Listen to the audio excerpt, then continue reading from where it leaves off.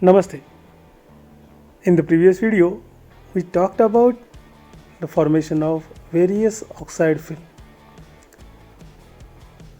So here in this video, we will talk about peeling Bedworth rule, and then we will talk about the corrosion due to other gases. First, we will talk about peeling Bedworth rule. In 1923, N.B. Peeling and R.E. Bedworth proposed that the resistance of the metal to further corrosion is determined by the adherence of the oxide film to the metal surface. They suggested that the adherence of the oxide layer formed to the metal is determined by the ratio of the volume of oxide layer to the volume of metal consumed. If the volume of metal oxide is greater than the volume of metal consumed, then the oxide layer formed is protective and non-porous in nature according to the peeling Bedworth rule.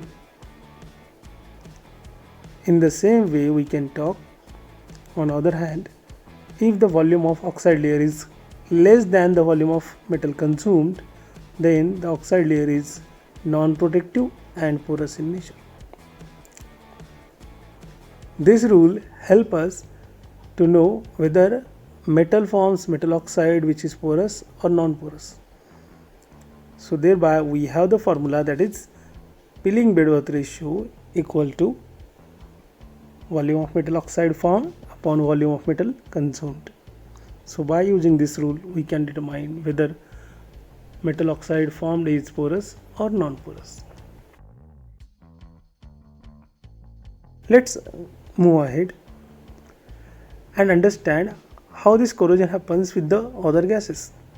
Now there are various examples which I mentioned over here, like chlorine gas. Whenever chlorine gas attacks on the silver, it forms silver chloride which is protective in nature.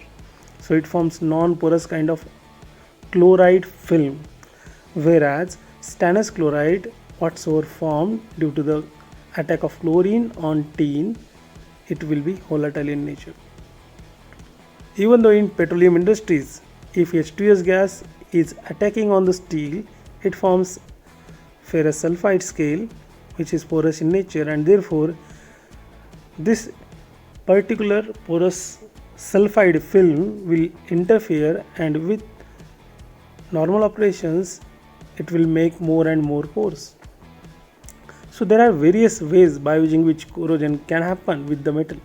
So there are various gases which attacks on the surface of metal. They are forming their various product, like it may be porous, it may be non-porous, it may be volatile, or it may be unstable in nature, depend upon which corrosion occurs.